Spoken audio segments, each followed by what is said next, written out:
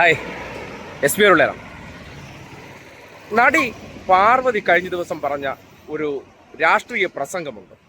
നാട് കേൾക്കേണ്ടതാണ്. കാര്യം ഇന്നത്തെ ഈ ഒരു സന്നിഗ്ധ രാഷ്ട്രീയ ഘട്ടത്തിൽ ഏതൊരു വ്യക്തി ആയിക്കോട്ടെ, ഏത് പൊസിഷനിലായിക്കോട്ടെ, അവരവരുടെ രാഷ്ട്രീയം, പ്രത്യേകിച്ച് കേരളം എന്നൊരു നാടിലൊരു പൊളിറ്റിക്കൽ തെരഞ്ഞെടുപ്പ് നടക്കുന്ന സന്ദർഭത്തിൽ അവർ രാഷ്ട്രീയം പറയേണ്ടത് അനിവാര്യമാണ്. അതിന് കാരണമെന്തെന്ന് പറഞ്ഞാൽ ഒരു ഇന്ത്യ എന്നൊരു രാജ്യത്ത് ഏറ്റവും സമാധാനത്തിൻ്റെ തുരുത്തായിട്ട് അറിയപ്പെടുന്ന ഒരിടമാണ് നമ്മുടെ കേരളം എന്ന് പറയുന്നത്. ആ നാട്ടിൽ വർഗീയത പിടിമുറുക്കാൻ വേണ്ടിയുള്ള പരിശ്രമം നടക്കുമ്പോൾ ആ വർഗീയതയ്ക്കെതിരെ, അല്ലെങ്കിൽ ഈ നാട്ടിൽ വർഗീയത വേണ്ട എന്നുള്ളതും, നമ്മുടെ നാട്ടിൽ എങ്ങനെയാണോ കഴിഞ്ഞ കേരളം രൂപീകൃതമായ കാലഘട്ടം തൊട്ട് ഈ നാട് ജീവിക്കുന്നത്, അതേ സാഹചര്യത്തിൽ മുന്നോട്ട് പോകണമെന്ന് ആഗ്രഹിക്കുന്ന, സമാധാന ജീവിതം ആഗ്രഹിക്കുന്നവർ ഈ നാട്ടിൽ എടുക്കേണ്ട തീരുമാനം എന്താണെന്ന് ആ വാക്ക് തെളിയിക്കുന്നുണ്ട്. ഒന്ന് കേൾക്കണം. കേരളത്തിനെ ഏറ്റവും ഇല്ലായ്മയിലേക്ക് കൊണ്ടുപോകാൻ പോകുന്ന മാറ്റം നമുക്ക് വേണോ? എനിക്ക് കേൾക്കാൻ വയ്യ, നല്ലപോലെ ഓർക്കം പറ. അപ്പൊ വേറൊരാൾ ചോദിക്കുന്നു, നമുക്ക് ഒരു മാറ്റം വേണ്ടേ? അല്ലെ, കുറച്ച് മാറ്റം വേണ്ടേ? വലിയ കുഴപ്പമൊന്നുമില്ല, ഇവരെന്നാലും ഒരു മാറ്റം വേണ്ടേ എന്നാണ് വേറൊരാളുടെ മുദ്രാവാക്യം. ഒരാൾ ചോദിക്കുന്നു, ഒരു മാറ്റം വേണ്ടേ? അല്ല, എന്തെങ്കിലും കുറ്റം പറയാനുണ്ടോ? കുറ്റമൊന്നും പറയാനില്ല, ഒരു മാറ്റമൊക്കെ ആവാൻ 10 വർഷമായില്ലേ എന്നൊരാള്. മറ്റവര് പറയുന്നത് മാറാത്തത് ഇനി മാറും. എന്താണ് മാറേണ്ടത്? ഇവിടുത്തെ റോഡാണോ മാറേണ്ടത്? വിദ്യാഭ്യാസമാണോ മാറേണ്ടത്? ആരോഗ്യമാണോ മാറേണ്ടത്? ഏറ്റവും കൂടുതൽ അറ്റാക്ക് ചെയ്യപ്പെടുന്നത് ആരോഗ്യമാണ്, ആരോഗ്യ രംഗമാണ്, ആരോഗ്യമന്ത്രിയാണ്. അത് ചുമ്മാതെ ഉണ്ടാകുന്ന റീലുകളും ചാനലുകളിലെ വർത്തമാനങ്ങളുമല്ല, പ്രതിപക്ഷത്തിന് അജണ്ടയാണ്. കാരണം അവര് പണം വാങ്ങിയിരിക്കുന്നത് ഫാർമ കമ്പനികളിൽ നിന്നാണ്.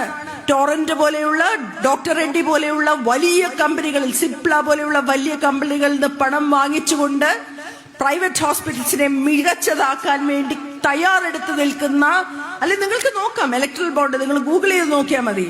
അവിടെ നിന്ന് പണവും വാങ്ങിക്കൊണ്ടാണ് അവര് ഈ സംവിധാനത്തെ നശിപ്പിക്കാൻ നോക്കുന്നത്, നമ്മളുടെ ആരോഗ്യരംഗത്തെ താറടിച്ച് കാണിക്കാൻ നോക്കുന്നത്. നിങ്ങളുടെ മണ്ണിൽ നിന്നും വരുന്ന ഈ നേതാവ്, നിങ്ങൾ ജയിച്ചു കൊടുക്കുന്ന ഒരു വോട്ട് ഒരു വ്യക്തിക്കുള്ള വോട്ടല്ല, കേരളത്തിന്റെ വികസനത്തിന്റെ വോട്ടാണ്. ഇന്ത്യയുടെ മുന്നിൽ തലയുയർത്തി കേരളം നിൽക്കുന്നതിന് കാരണമായ ഒരു മനുഷ്യന് കൊടുക്കുന്ന വോട്ടാണ്. എത്രയെല്ലാം നമ്മളെ ശ്വാസം മുട്ടിക്കാൻ നോക്കിയാലും, നമ്മളോട് രാഷ്ട്രീയ പകപോക്കലോട് 5 പൈസ കൊടുക്കാതിരുന്നിട്ടും, ബഡ്ജറ്റിൽ കേരളം എന്നൊരു പേരുച്ചരിക്കാതിരുന്നിട്ടും, ഒരു മേഖലയിൽ പോലും തോപ്പിക്കാതെ സകല മേഖലകളിലും എണ്ണി കേരളം ഒന്നാമതെത്തിയതിന് അതിന്റെ പിന്നിലെ ബുദ്ധിയാണ് നിങ്ങളുടെ ഇപ്പോഴത്തെ ഇവിടുത്തെ സ്ഥാനാർത്ഥി ശ്രീ KN ബാലഗോപാൽ. അദ്ദേഹം വിജയിച്ചു വരേണ്ടത് കേരളത്തിന്റെ ആവശ്യമാണ്, നമ്മുടെ ഓരോരുത്തരുടെയും ആവശ്യമാണ്. അഭിവാദ്യങ്ങൾ സഖാക്കളെ. കേട്ടല്ലോ, എന്തിനാണ് മാറ്റം? ഈ നാടിനെ വർഗീയതയിലേക്ക് കൊണ്ടുപോകാൻ, മതത്തിനും ജാതിക്കും അല്ലെങ്കിൽ അടിയറ വയ്ക്കാനാണോ? അങ്ങനെ ഒരു രാഷ്ട്രീയം വേണമെന്ന് ഒരു വിഭാഗം ആവശ്യപ്പെടുമ്പോൾ അതിനെ ചെറുത്ത് തോൽപ്പിക്കാനുള്ളതും അതിനെതിരെ പോരാടേണ്ട ഉത്തരവാദിത്തം ആർക്കാണുള്ളത്? ഈ നാട്ടിലെ മതേതര മനസ്സുകൾക്കാണ്. മതം അല്ലെങ്കിൽ ജാതീയമായിട്ട് അധികാര കേന്ദ്രങ്ങളിലേക്ക് കടന്നു വരണമെന്ന് ചിന്തിക്കുന്നവർ അങ്ങനെ ആരെങ്കിലുമൊക്കെ മുഖ്യധാരയിലേക്ക് കൊണ്ടുവരാൻ പരിശ്രമിച്ചാൽ അതിലൂടെ സംഭവിക്കുന്നത് പലർക്കും നീതി നിഷേധിക്കപ്പെടും. മുൻകാലങ്ങളിൽ സംഭവിച്ചിട്ടുണ്ടോ എന്ന് ചോദിച്ചാൽ സംഭവിച്ചിട്ടുണ്ട്. പക്ഷേ ആ തിരുത്തലുകളൊക്കെ വരുത്തേണ്ടത് ജാതീയമായ അല്ലെങ്കിൽ വർഗീയമായിട്ടുള്ള ചേരിതിരിവിൻ്റെ അടിസ്ഥാനത്തിലല്ല.